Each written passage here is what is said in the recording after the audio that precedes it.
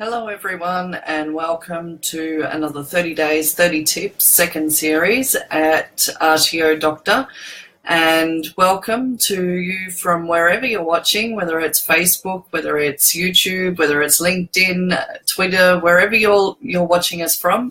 Welcome, and hopefully these tips are of benefit to you, and please share them widely amongst your networks, because the idea is that this free information will be available for everyone who needs it whenever they need it, and it's always available on our RTO Doctor Facebook page as well as on my own personal YouTube site.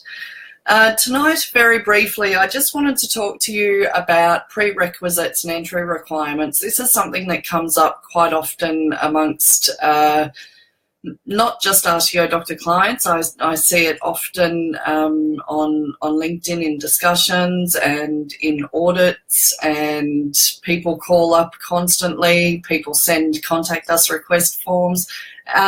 Really, they just want to know, what's the difference? When can we use them? When do we have to use them? How do they work? All the basics of prerequisites and entry requirements. So very quickly tonight, I just wanted to go through that, and hopefully that will be helpful to some people. I know that there is currently an inquiry on LinkedIn in one of the forums. I think it might be the VALG National RTO Network Forum. In relation to this very issue. So basically, a prerequisite is a unit of competency that must be assessed before you can assess a student in a subsequent unit of competency. So there may be, for example, a requirement to complete, you might have a unit of competency that has a prerequisite, and that prerequisite unit must be assessed. So they can actually do both units, they can learn both units at the same time, but the prerequisite unit must be assessed before the assessment of the subsequent unit takes place. Now, ideally, you would complete the training of an assessment of the prerequisite unit before you even commence the subsequent unit, because in most cases, it's almost like a scaffolding of learning approach, and so you need to really understand the learning and the skills and the knowledge that is taking place in the prerequisite unit before you commence the other one. But sometimes, because training packages are not always written in the best possible way, it is possible that the content can be merged, and it is just as meaningful, if not more meaningful sometimes, for the student to learn the content of both units together, and it's just the training package that's been poorly put together. And so it makes sense to deliver the units together, but it must be, the prerequisite unit must be assessed prior to the assessment of the subsequent unit. Now, prerequisites only ever occur at a unit of competency level, whereas entry requirements are usually required to be met at a qualification level. So you can have, for example, a diploma of marketing and communication, for example, and there may be 9 units of competency that are required as entry requirements into that qualification. Now, off the top of my head, I can't honestly remember whether or not the Diploma of Marketing and Communication does actually have any entry requirements, but the idea is just to give you some sort of idea. So the packaging rules at the very top of the qualification on the National Register will indicate whether or not there are any entry requirements. Now, those entry requirements will always have units of competency, and usually they're the core units of the qualification prior. So you might have, for example, just using the same qualification, and I don't think it does have entry requirements, to be honest, but using that analogy, if it was the Diploma of Marketing and Communication and it did have entry requirements, then the entry requirements are more likely to be the core units from the Certificate 4 in marketing and communication. I do think, actually, now that I think about it, a qualification that does have entry requirements off the top of my head is the Certificate 4 in aged care, for example. It has the core units from the Certificate 3 in individual support, if I remember correctly. But you will be able to see, and you'll be able to see very clearly through the packaging rules which qualifications have entry requirements. So those entry requirements must be met before the student is eligible for enrolment into that qualification. Now, entry requirements can be a little bit tricky for international students or overseas students under the ESOS Act. The main reason being is a student under the ESOS Act would have to enrol in a full qualification that is registered on CRICOS to be eligible to enrol in the subsequent program that has the entry requirements. So, for example, only full-time courses and full qualifications should be registered on CRICOS, although we see a different interpretation lately from regulators who like to change the way things are done.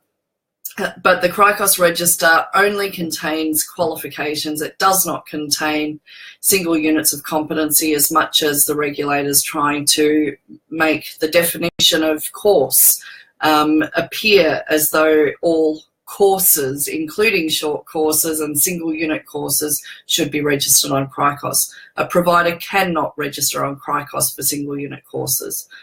Hence, this issue in relation to entry requirements and overseas students. They can only ever enrol, international students on a student visa can only enrol in a full qualification and be COE'd or receive a confirmation of enrolment through PRISMs for a full qualification. So if a qualification has entry requirements and it is only the core units of the preceding qualification, then the international student on a student visa would need to be enrolled in both full qualifications before they were eligible for enrolment into the second. Now, obviously, that means that they would have to complete the full Certificate 3 program, or they would have to use some clever manipulation of the system and cancel enrolment and so forth to only complete the entry requirements of the subsequent qualification. Now, something that often gets confused with prerequisites and entry requirements, and this is particularly an issue around marketing, is the concept of admission criteria.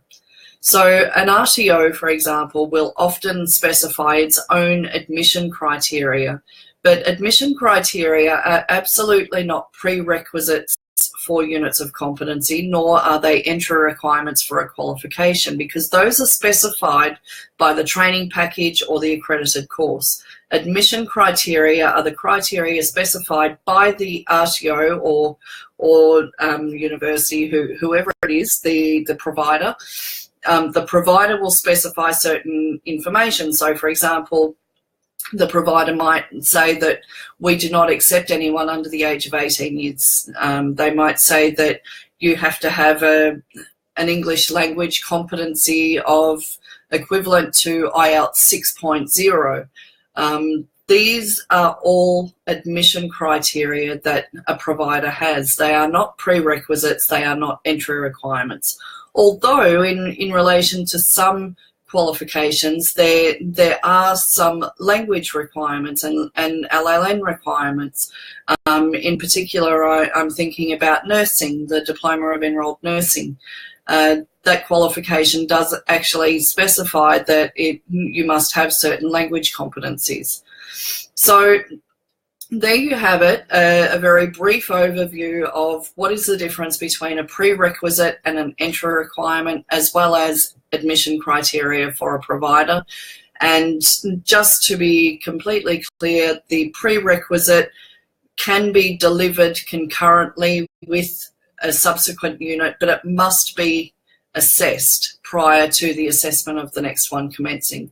So that assessment process for the prerequisite unit must be completed before they are assessed in the subsequent unit, but the learning can take place concurrently.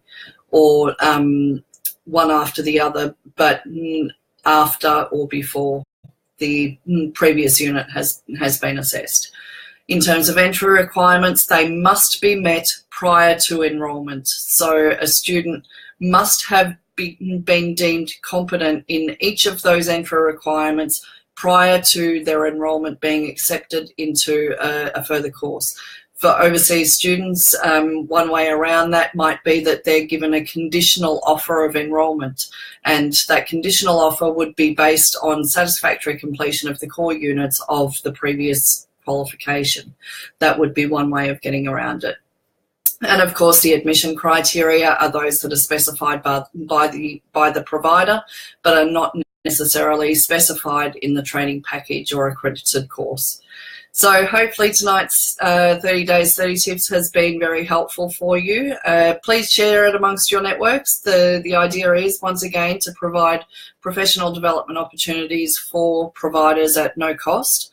I would also like to remind you at this point that in the coming days we have a 30 Days, 30 Tips session coming up with Understand TAE and Lauren Hollows on trainer and assessor competency and currency, and that should be a fantastic interactive session for all of our mutual clients, and we hope to have a huge audience contributing to that discussion. It'll be a great opportunity to have some of your questions answered in relation to trainer competency and currency. We also have coming up in the coming days a 30 Days, 30 Tips session in relation to VETMIS compliance systems and LMSs, learning management systems, and what are the top 5 things that you need to know about choosing an VETMIS compliance system or an LMS to suit your organisation. And that will be with Bruno Cozzi from Blue Gem. Thank you very much for watching us again this evening, and I look forward to seeing you tomorrow. Bye for now.